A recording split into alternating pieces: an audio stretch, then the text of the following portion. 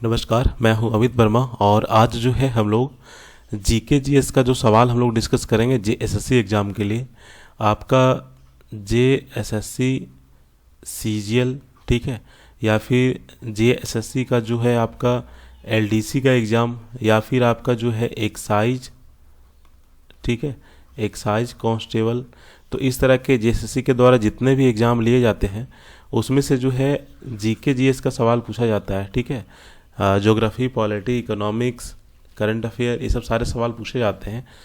तो जो जिस तरह के सवाल जो है जेएसएससी के द्वारा पूछे जाते हैं उस तरह के सवाल जो है हम लोग डिस्कस करेंगे आज। लगभग आज हम लोग जो है टॉप 30 सवाल को डिस्कस करेंगे। काफ़ी इम्पॉर्टेंट है और यहाँ से जो है सवाल जो है बनते हैं, काफ़ी इम्पॉर्टेंट सवाल है, एग्ज़ाम में आने की संभावना ज़्यादा है, इसलिए आप सारे सवाल को जो है देखेंगे, ठीक है। तो यहाँ पे सबसे पहला सवाल है कि 11वीं पंचवर्षीय योजना निम्नलिखित में से किस मॉडल पर आधारित थी। इसका जो है आप लोग आंसर दीजिए कि 11वीं जो पंचवर्षीय योजना है किस मॉडल पर आधारित था, ठीक है। डब्ल्यू मिलर, पीसी रंगराजन, या फिर अशोक सिंघल, या फिर प्रणब मुखर्जी। तो अगर हम लोग देखेंगे 11वीं पंचवर्षीय योजना, इसका कार्यकाल अगर हम लोग देखते हैं तो 2007 से लेकर के जो है 2012 तक जो है यह 11वीं पंचवर्षीय योजना जो है थी, ठीक है। अगर हम लोग बात करेंगे 11वीं पंचवर्षीय योजना का विकास दर के बारे में तो 8.6% जो है, ठीक है, विकास का जो है लक्ष्य रखा गया था इस 11वीं पंचवर्षीय योजना में। तो इसका राइट आंसर क्या होगा? ये जो 11वीं पंचवर्षीय योजना है और किस मॉडल पर आधारित था, तो इसका राइट आंसर हो जाएगा प्रोफेसर सी रंगराजन, ठीक है। इसके बारे में याद रखना कि 11वीं पंचवर्षीय योजना जो थी ये प्रोफेसर सी रंगराजन जो है इसके मॉडल पर आधारित था। प्रीवियस ईयर जेएसएससी के द्वारा जो है आपका पहला पंचवर्षीय योजना किस पे आधारित था, दूसरा पंचवर्षीय योजना किस पे आधारित था, ये सब सवाल जो है पूछा गया था, ठीक है। तो इससे संबंधित और भी कुछ तथ्य हैं, जैसे कि आप यहाँ पे देखिए पहला पंचवर्षीय योजना, दूसरा पंचवर्षीय योजना, तीसरा पंचवर्षीय योजना, ठीक है। इस तरह से आपको सब ही नहीं याद करना है, जो जो इम्पोर्टेंट है बस आपको उसी को याद करना है। अगर आपके पास समय है तो आप जो है लुसेंट का किताब निकाल करके आप पूरा जो है उसको पढ़ सकते हैं, ठीक है। तो देश में जो है देश के जो प्रथम प्रधानमंत्री थे जवाहरलाल नेहरू, ठीक है, उन्हीं के द्वारा जो है पहली पंचवर्षीय योजना जो है शुरू की गई थी। कब? 1951 में, ठीक है। तो पहला पंचवर्षीय योजना जो थी फर्स्ट 5 ईयर प्लान, ठीक है, ये पहला जो पंचवर्षीय योजना था ये उस समय के जो प्रधानमंत्री थे जवाहरलाल नेहरू उनके द्वारा जो है 1951 में जो है शुरुआत की गई थी और 1956 तक जो है यह जो है पहला पंचवर्षीय योजना जो है चला था, ठीक है। एक सवाल और पूछा जाता है कि यह पंचवर्षीय योजना की अवधारणा जो है कौन से देश से लिया गया है।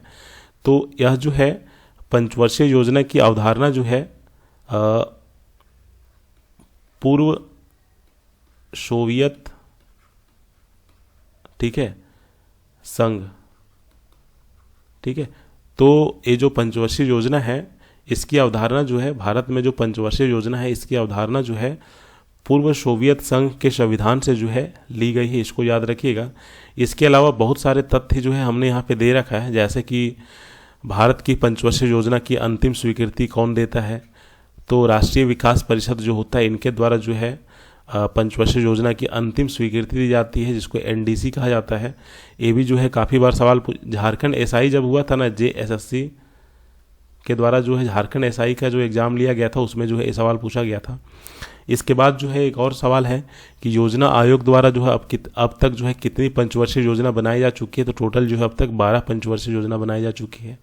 इसके अलावा पूछा जाता है कि योजना आयोग का गठन जो है भारत में किस वर्ष किया गया था, 1950 में, इसको भी याद रखना है।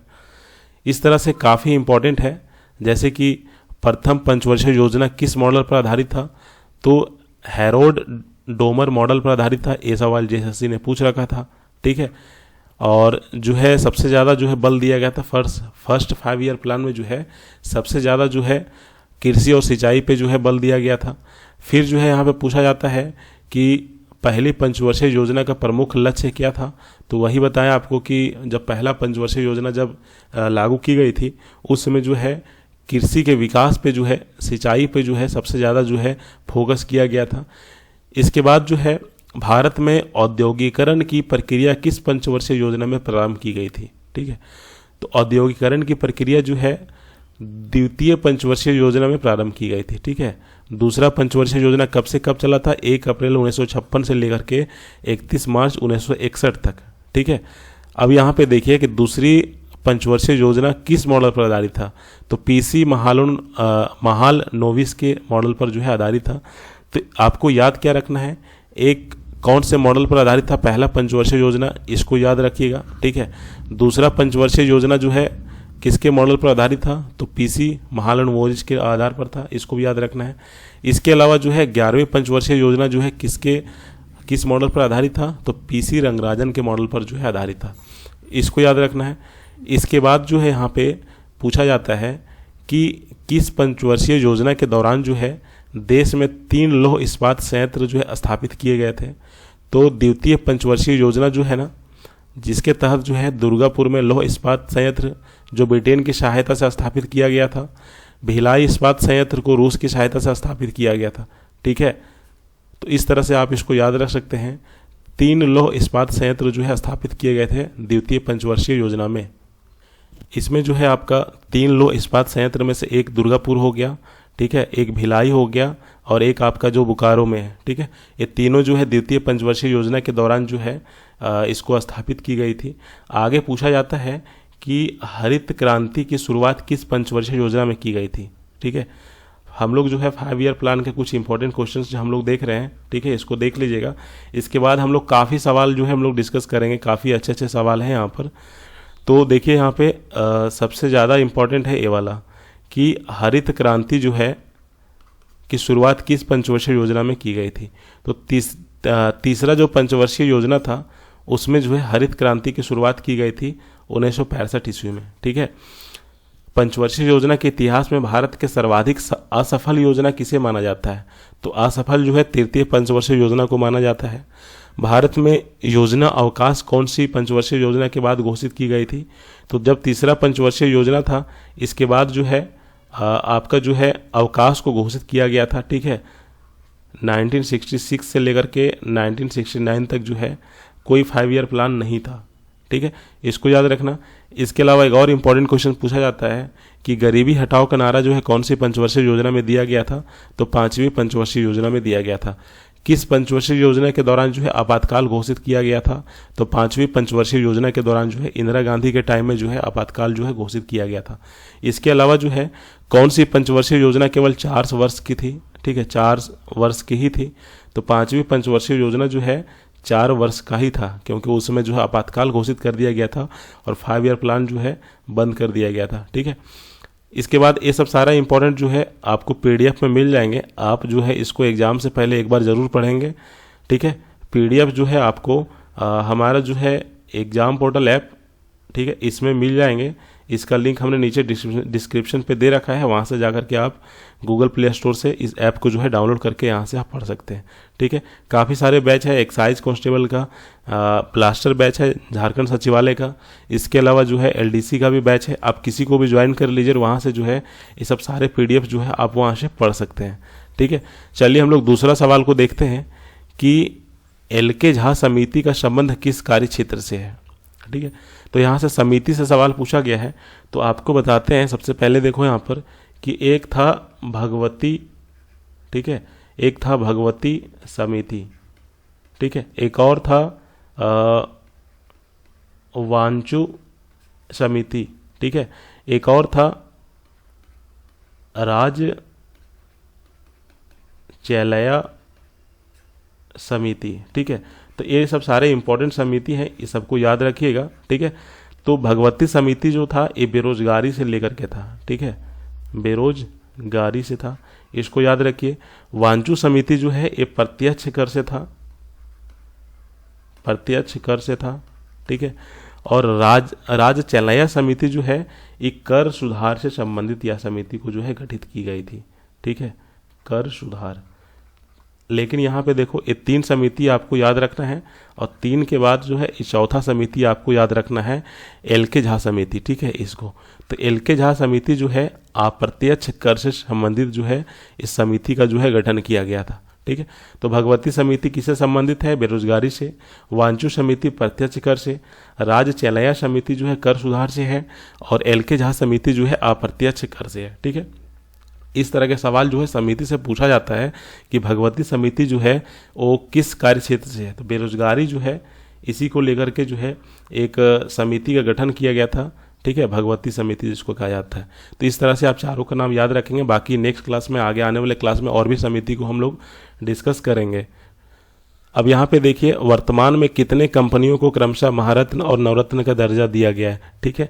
अभी 2022 में जो है कितने अपडेट है वो तो नहीं बता सकते हैं, ठीक है। इसको जो है हम लोग कभी और किसी दिन करवा देंगे देखने के बाद, क्योंकि अभी जो है टोटल 11 महारत्न कंपनी मेरे अकॉर्डिंग है, और नवरत्न जो है 16 कंपनी है। लेकिन अपडेट देखना होगा कि 1-2 और कहीं तो ऐड नहीं ना हुआ है, ठीक है। इसलिए आप इसको जो है अभी छोड़ दीजिए, लेकिन इस क्वेश्चन को आप लिख के रखिएगा, ठीक है। और एग्जाम से पहले इसका करंट अफेयर का क्वेश्चन बनता है, तो इसको जो है एग्जाम से पहले एक बार आप देख लीजिएगा, और देखने के बाद जब एग्जाम देने आपको जाना है, ठीक है। अब आगे देखिए एक और सवाल है, भारत में ऊर्जा क्षेत्र में अच्छे ऊर्जा स्रोत का योगदान कितना होता है, ठीक है। तो यहाँ पे देखिए अक्षय ऊर्जा, ठीक है, इसका राइट आंसर हो जाएगा आपका 21%। अगर हम लोग थर्मल के बारे में बात करेंगे, ठीक है, थर्मल ऊर्जा जो होता है ना उसका बात करेंगे तो 64% उसका योगदान होता है। हाइड्रो की बात करेंगे, ठीक है, तो हाइड्रो का 13% होता है। नाभिकीय बात करेंगे, नाभिकीय, ठीक है, अगर नाभिकीय ऊर्जा की बात करेंगे तो इसका योगदान जो है मात्र 2% होता है, काफ़ी कम, सबसे कम इसी का होता है, ठीक है। तो यहाँ पे पूछा गया है भारत में ऊर्जा क्षेत्र में अच्छे ऊर्जा स्रोत का योगदान कितना होता है? 21%, इसको याद रखना है। इसके अलावा एक और सवाल है यहाँ पर कि भारत में नियाग्र किस जलप्रपात को कहा जाता है? भारत का नियाग्र जो है वो किस जलप्रपात को कहा जाता है? तो देखो इसका राइट आंसर जो है आपका चित्रकूट जलप्रपात हो जाएगा, ठीक है। यह जो है इंद्रावती नदी पर जो है यह जलप्रपात अवस्थित है, इंद्रावती नदी पर। कहाँ पर? छत्तीसगढ़ में, ठीक है। छत्तीसगढ़ जो राज्य है वहाँ पर अवस्थित है चित्रकूट जलप्रपात इंद्रावती नदी पे। इसी को जो है भारत का नियाग्र कहा जाता है। ये भी काफ़ी इंपॉर्टेंट सवाल है, इसको याद रखना। इसके अलावा जो है जोग जलप्रपात, जो आप एक जोग जलप्रपात तो आपका झारखंड में, इसका झारखंड में तो लोध जलप्रपात है, ठीक है। अब इसको देखिए, काली मिट्टी का विस्तार भारत के किस राज्य में सर्वाधिक है, ठीक है, कौन से राज्य में? तो आपको पता है कि कपास के लिए जो है सबसे सर्वाधिक उपयोगी मिट्टी कौन सा होता है? तो काली मिट्टी होता है। काली मिट्टी में जो है कपास की खेती की जाती है, और सबसे ज़्यादा इसका जो है कहाँ पे भारत में? सबसे ज़्यादा जो है महाराष्ट्र में काली मिट्टी आपको देखने को मिलेंगे, ठीक है। इसका राइट आंसर ये हो जाएगा। आगे थोड़ा सा देखिए, जवाहरलाल नेहरू ने निम्नलिखित में से किस अधिनियम को जो है गुलामी की दास्ता की संज्ञा दी थी? नेहरू ने जो है निम्नलिखित में से किस अधिनियम को जो है गुलामी की दास्ता की संज्ञा दी थी? ऑप्शन में आप लोग देखिए, भारत शासन अधिनियम 1935, भारत शासन अधिनियम 1919, भारत शासन अधिनियम 1858। इसका राइट आंसर क्या होगा? इसका राइट आंसर होगा भारत शासन अधिनियम जो है 1935। इसी को जो है जवाहरलाल नेहरू ने जो है गुलामी की दास्तां की संज्ञा जो है दी थी, ठीक है। इसके अलावा जो है इस अधिनियम को जो है मदन मोहन मालवीय का नाम आप लोग सुने होंगे, ठीक है, मदन मोहन मालवीय, ठीक है, मालवीय। इन्होंने क्या बोला था? इन्होंने बोला था कि इसे जो है अंदर से खोखला बताया था, ठीक है। इस अधिनियम को जो है अंदर से खोखला बताया था किन्होंने? मदन मोहन मालवीय ने। और जवाहरलाल नेहरू ने जो है इसे जो है गुलामी की दास्तां बताया था इसको, ठीक है। तो दोनों आपको याद रखना है कि भारत शासन अधिनियम 1935 को किन्होंने जो है अंदर से खोखला बताया था? मदन मोहन मालवीय ने। अगर पूछा जाएगा कि गुलामी की दास्तां की संज्ञा जो है जवाहरलाल नेहरू ने किस अधिनियम को दिया था? तो भारत शासन अधिनियम 1935 को दिया था, इसको याद रखना। इसके बाद एक और सवाल है कि संविधान के निर्माण के लिए गठित संविधान सभा का प्रतीक चिन्ह क्या था? गुलाब, कमल, हाथी, तिरंगा। तो आपको पता है संविधान सभा का गठन कब हुआ था? 9 दिसंबर, ठीक है, 1946 को संविधान सभा का गठन किया गया था। और संविधान सभा का प्रतीक चिन्ह क्या था? हाथी था, ठीक है, इसको याद रखना। इसके अलावा जो है संविधान के किस भाग में संविधान के किस भाग का संबंध जो है केंद्र शासित प्रदेश के प्रशासन से है? ठीक है, तो इसका जो 8वां भाग है, ठीक है, संविधान का जो 8वां भाग है उसमें जो है केंद्र शासित प्रदेश के प्रशासन से है, ठीक है। इसमें जो है अगर चौथा भाग की हम लोग बात करेंगे, ठीक है, तो राज्य के नीति निर्देश सिद्धांत से संबंधित है, तो इसको आपको याद रखना है। इसके अलावा एक और सवाल है कि वन्य जीव का संरक्षण निम्नलिखित में से किसके अंतर्गत आता है? मौलिक कर्तव्य, मौलिक अधिकार, राज्य के नीति निर्देशक तत्व या फिर ए और सी दोनों। तो आपको जो है इसको क्वेश्चन, ये जो प्रश्न है इसको आप सोचिए थोड़ा सा, इसका राइट आंसर क्या होगा? वन्य जीव अधिनियम जो है, वन्य जीव अधिनियम जो है कब पारित किया गया था? 1972 को, ठीक है। अब यहाँ पे देखिए, अगर हम लोग संविधान में बात करेंगे तो आर्टिकल जो है 51 में जो है, ठीक है, वन्य जीव की सुरक्षा का वर्णन जो है मौलिक कर्तव्य, ठीक है, तथा नीति निर्देशक तत्व दोनों में किया गया है, ठीक है। मौलिक कर्तव्य और नीति निर्देशक तत्व जो है दोनों में किया गया है, ठीक है। इसका राइट आंसर डी हो जाएगा, ए और सी दोनों। कौन से आर्टिकल में? आर्टिकल 51 में। वन्य जीव अधिनियम कब पारित किया गया था? 1972 में। ये सवाल तो जेएसएससी ने पूछ रखा है, इसको याद रखना कि वन्य जीव अधिनियम जो है किस वर्ष पारित किया गया था? 1972 में। लेकिन यहाँ पे सवाल पूछा जा रहा है कि वन्य जीव का संरक्षण निम्नलिखित में से किसके अंतर्गत आता है? मौलिक कर्तव्य, मौलिक अधिकार या फिर राज्य के नीति निर्देशक तत्व? तो दोनों के अंतर्गत जो है ये जो वन्य जीव का संरक्षण जो है आता है, इसको याद रखना। इसके बाद 11 नंबर सवाल है कि भारतीय संविधान के किस अनुच्छेद में पंचायती राज संस्था का प्रावधान है? कौन से आर्टिकल में?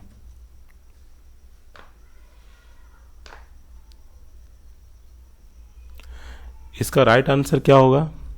अनुच्छेद 40, ठीक है। इसका राइट आंसर अनुच्छेद 40, आर्टिकल 40 में जो है पंचायती राज संस्था का जो है प्रावधान है। संविधान के भाग 4 के, ठीक है, नीति निर्देशक तत्व के अंतर्गत जो है संविधान के आर्टिकल 40 में जो है ग्राम पंचायत के गठन के बारे में जो है प्रावधान है, तो इसको याद रखना, 11 नंबर। इसके बाद एक और सवाल है कि यदि पंचायत को भंग किया जाता है तो उसका चुनाव कितने समय के भीतर करवाया जाना अनिवार्य है? अभी झारखंड में पंचायत चुनाव चल रहा है ना, तो उसी से संबंधित यहाँ पे प्रश्न है, ठीक है। तो इसको कीजिए कि यदि पंचायत को भंग किया जाता है तो उसका चुनाव कितने समय के भीतर जो है करवाया जाना अनिवार्य है? तो आर्टिकल 243 के ई में जो है 6 माह के अंदर जो है चुनाव करवाना जो है अनिवार्य है, इसको याद रखिएगा, ठीक है। अब आगे थोड़ा सा हम लोग देखिए कि किस समिति ने भारत में लोकपाल की नियुक्ति का सुझाव दिया था? लोकपाल की नियुक्ति जो है कौन से समिति ने भारत में सुझाव दिया था? विधि आयोग, ठक्कर आयोग, सरकारी आयोग या फिर प्रशासनिक सुधार आयोग? ठीक है, तो इसका राइट आंसर हो जाएगा प्रशासनिक सुधार आयोग ने जो है भारत में लोकपाल की नियुक्ति का सुझाव दिया था। आप अभी जो है, चलिए आगे हम सवाल पूछेंगे। इसका राइट आंसर डी होगा, इसको याद रखना, ठीक है। अब आगे थोड़ा सा देखिए 14 नंबर कि भारतीय राष्ट्रीय कांग्रेस के किस अधिवेशन में मौलिक अधिकार की मांग की गई थी? काफ़ी अच्छे अच्छे सवाल हैं और यही सब सवाल जो है आपको एग्जाम में, जेएसएससी के एग्जाम में जो है हिट करेगा। आप इसको जो है 1 से 2 बार पढ़िएगा, ठीक है। नोट्स बना के आप रख सकते हैं, इंपॉर्टेंट क्वेश्चंस हैं, काफ़ी इंपॉर्टेंट है, यही सब सवाल आपको देखने को मिलेंगे वहाँ पे। तो भारतीय राष्ट्रीय कांग्रेस के किस अधिवेशन में मौलिक अधिकार की मांग की गई थी? ठीक है, तो 46वां जो अधिवेशन हुआ था वहाँ पे जो है मौलिक अधिकार की मांग की गई थी। कहाँ पे हुआ था 46वां अधिवेशन? ये जो अधिवेशन हुआ था 46वां, ये हुआ था कराची में, ठीक है, कराची पाकिस्तान में।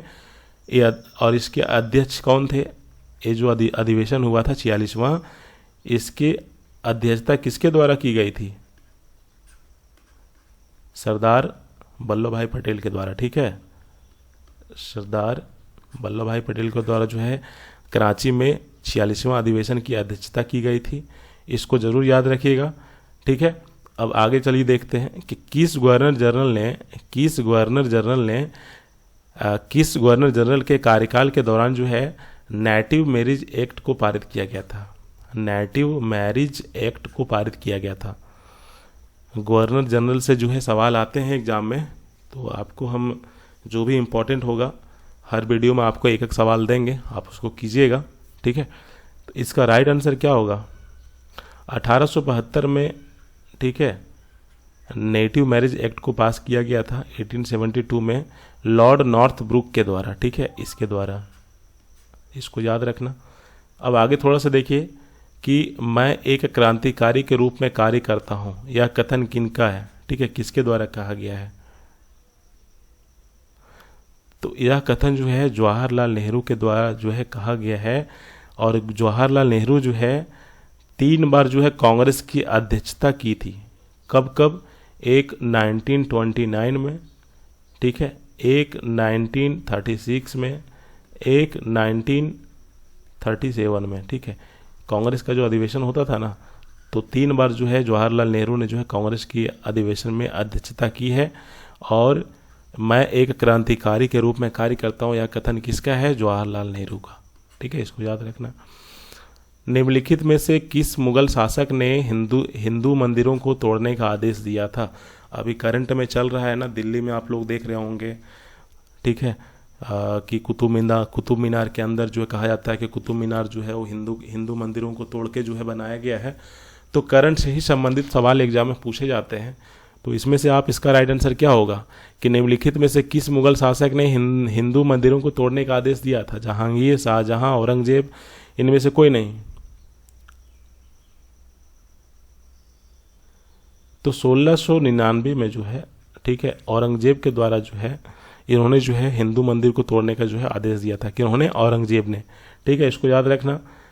इसके अलावा जो है धान जो होता है ना, धान की खेती होती है ना, तो धान जो होता है ना, धान, तो उससे जो है धान से कौन सी गैस निकलती है? इथेन, मीथेन, नाइट्रोजन या ये सभी? धान होता है ना, ये आपका जो है साइंस से सवाल है, ठीक है। इसका राइट आंसर क्या होना चाहिए? इसका राइट आंसर जो है मीथेन हो जाएगा, ठीक है। मीथेन के अलावा जो है धान में आपका जो है नाइट्रस ऑक्साइड, कार्बन डाइऑक्साइड, ये सब दोनों गैस जो है निकलती है। धान में जो है धान से गैस निकलती है जिसका नाम है मीथेन। मीथेन के अलावा जो है और भी गैस निकलते हैं, जैसे कि नाइट्रस ऑक्साइड, कार्बन डाइऑक्साइड, ये सब गैस जो है धान से निकलती है। काफ़ी इंपॉर्टेंट सवाल है, कई बार पूछे गए हैं, इसलिए आपको जो है हमने बता रहा है, ठीक है। अब यहाँ पे देखिए कि दूध उदाहरण है किसका? विलयन का, फेन का, वायु विलयन का, या फिर पायस का? तो अगर हम इंग्लिश में आपको बताएंगे तो आपको समझ में आ जाएगी, ठीक है। तो आप लोग सुने होंगे नाम इमल्सन, ठीक है। तो इमल्सन को ही हिंदी में पायस कहा जाता है, ठीक है। तो दूध उदाहरण है इमल्सन का, इसको याद रखना, ये भी साइंस का सवाल था। इसके अलावा जो है डायनेमो एक युक्ति है जो परिवर्तित करता है। डायनेमो क्या है? तो यह जो डायनेमो जो है आंतरिक को विद्युत ऊर्जा में परिवर्तित करता है, ठीक है। आंतरिक ऊर्जा को विद्युत ऊर्जा में परिवर्तित करता है, ठीक है। जनरेटर होता है ना, उसमें डायनेमो लगा होता है, और जनरेटर को जब आप हम लोग घुमाते हैं, ठीक है, तो घूमते घूमते जो है आंतरिक ऊर्जा वहाँ पे जनरेट होता है, आंतरिक ऊर्जा से जो है विद्युत ऊर्जा में कन्वर्ट करके जो है उसको सप्लाई किया जाता है, ठीक है। तो इसका राइट आंसर सी हो जाएगा। आगे थोड़ा सा देखिए, निम्नलिखित में से कौन अन्य जीव से भिन्न है? इस तरह के भी सवाल जो है पूछे जाते हैं। हाल फिलहाल में अभी जो है जेपीएससी में भी पूछा गया था। तो इसमें से अलग जो है आपका वो केकड़ा एक अलग है, ठीक है, केकड़ा। अब आगे देखिए इसको कि ग्लूकोज के पूर्ण अपघटन से कितने एटीपी अणु उत्पन्न होते हैं? ये आपका साइंस का काफ़ी इंपॉर्टेंट सवाल है। तो देखिए यहाँ पे C6H12O6 ग्लूकोज का रासायनिक सूत्र है। इसको अगर हम लोग तोड़ते हैं तो CO2 में टूटता है, प्लस H2O में टूटता है, प्लस ATP में, ठीक है। तो कितने ATP? 38 ATP में टूटता है, ठीक है। इसका राइट आंसर डी हो जाएगा, इसको याद रखना। इसके अलावा जो है विश्व प्रेस स्वतंत्रता दिवस जो है कब मनाया जाता है? 3 मई को, ठीक है। इसको याद रखना, इंपॉर्टेंट डे से भी काफ़ी सवाल पूछते हैं। हम काफ़ी अच्छे से सवाल अभी करवाएंगे और आने वाले क्लासेस में, ठीक है। अब इसको देखिए, ये काफ़ी इंपॉर्टेंट है कि निम्नलिखित में से कौन पहले समझाने वाला था कि सूर्य के दैनिक उदय और अस्त होने के लिए पृथ्वी अपने अक्ष पर जो है घूमती है, ठीक है। किन्होंने ये बात बताया था कि सूर्योदय और सूर्यास्त होने के लिए जो है पृथ्वी को घूमना पड़ता है? इसका राइट आंसर आर्यभट्ट जो है इन्होंने बताया था, ठीक है। अब आगे देखिए कि निम्नलिखित में से कौन सा राज्य 3 तरफ से बांग्लादेश से घिरा हुआ है, ठीक है। तो कौन सा राज्य जो है 3 तरफ से बांग्लादेश से घिरा हुआ? बांग्लादेश जो देश है, ठीक है, इससे घिरा हुआ है। तो त्रिपुरा बांग्लादेश जो है इसको 3 साइड से घेर के रखी हुई है, इसको याद रखना। इसके अलावा जो है भारतीय संविधान की कौन सी अनुसूची भारतीय भाषाओं की मान्यता से संबंधित है? तो 8वीं अनुसूची जो है, ठीक है, भारतीय भाषाओं से संबंधित है। इसी में जो है हमारा झारखंड का एक जनजातीय भाषा संथाली है, इसी में ऐड किया गया है, संथाली को भी, ठीक है। 8वीं अनुसूची में संथाली को ऐड किया गया है, इसको याद रखना। चलो कमेंट सेक्शन में आप लोग बताइए कि किस वर्ष जो है संथाली भाषा को जो है 8वीं अनुसूची में ऐड किया गया था, किस वर्ष? आप लोग कमेंट करके बताइए इसका आंसर। इसके बाद जो है गांधी जी का पसंदीदा गीत वैष्णव जन तेने कहिए किसने लिखा है? ये सब काफ़ी इंपॉर्टेंट सवाल है, हल्के में मत लीजिएगा। एग्जाम में अगर आप लुसेंट पढ़ के जाओगे ना तो आपसे जो है अगर 30 सवाल पूछता है तो आप जो है ज़्यादा से ज़्यादा 20 सवाल करके आओगे, बाकी 10 छोड़ दोगे। और जो स्मार्ट स्टडी करता है ना वो सारे सवाल बना के आएंगे, फिर आपका रैंक आएगा नहीं, फिर आपका सिलेक्शन होगा नहीं, फिर आप पछताओगे, ठीक है। इसलिए जो है जो भी पढ़ा रहे हैं, जो भी PDF दे रहे हैं, एक बार पढ़ लीजिए। एग्ज़ाम के बाद आपको बताएंगे कि कहाँ कहाँ से सवाल पूछा गया था। हमारे PDF से ही सारे सवाल रहेंगे, बहुत ही टॉप लेवल के क्वेश्चंस दे रहे हैं, ठीक है। बेसिक सवाल आपको आती ही है, ठीक है। हम बेसिक सवाल आपको क्या बताया, आपको आता ही है। जो थोड़ा टफ है, जो आप कभी नहीं देखे हैं या फिर देखे हैं तो भूल गए हैं, ठीक है, जो एग्जाम में पूछा जाता है उस तरह का सवाल हम आपको करवा रहे हैं। आप इसको जो है 1 बार 2 बार पढ़िए, नोटबुक में लिखिए इसको, ठीक है, और उसको जो है याद कीजिए। तो गांधी का पसंदीदा गीत वैष्णव जन तेने कहिए किसने लिखा है? नरसिंह मेहता ने, ठीक है, इसको याद रखना। इसके अलावा जो है संविधान सभा के 284 सदस्यों द्वारा हस्तलिखित संविधान हस्तक्षरित किया गया था, ठीक है, किस तारीख को? इसका डेट बताइए। इसका डेट जो है आपका 24 जनवरी 1950, हाँ ये राइट आंसर हो जाएगा बी, ठीक है। 24 जनवरी 1950 को जो है इतना सदस्यों के द्वारा जो है संविधान में जो है हस्ताक्षर किया गया था। अब आगे देखिए, जैव विविधता अधिनियम में पारित किया गया था किस वर्ष? ये भी काफ़ी अच्छा सवाल है। The biodiversity act was passed in, किस वर्ष पास किया गया था? 2002 में, इसको याद रखिएगा। जैव विविधता अधिनियम जो है किस वर्ष पारित किया गया था? 2002 में, इसको याद रखना। इसके अलावा जो है एक और सवाल है कि भारत में पशुपालन और कृषि का सबसे पहला प्रमाण आया है कहाँ से? मेहरगढ़ से, ठीक है, इसको याद रखिएगा। इसके अलावा एक लास्ट सवाल है, इसको ज़रूर याद, लास्ट नहीं है, लास्ट सेकेंड है, कि पृथ्वी का ताज़ा जल प्रतिशत क्या है? पृथ्वी में, हमारे पृथ्वी में जो पीने योग्य पानी जो है, ताज़ा जल है, वो कितने प्रतिशत है? 2.5% है, ठीक है, इसको याद रखना। काफ़ी इंपॉर्टेंट बायोलॉजी के सवाल है। इसके अलावा एक लास्ट सवाल हम आपको देते हैं और इसको आप लोग लिख के रख लीजिएगा कहीं पर भी, ठीक है। JSSC के द्वारा जो भी एग्ज़ाम लिया जाता है, कहीं ना कहीं आपको ये वाले सवाल जो है देखने को मिलेंगे कन्फर्म। आज नहीं तो कल, नहीं तो आने वाले 2-3 एग्ज़ाम में आपको कहीं ना कहीं ये सवाल आपको दिख ही जाएगा। काफ़ी इंपॉर्टेंट है कि जब the movement of suit toward light is, मतलब प्रकाश की और प्रवाह की गति है।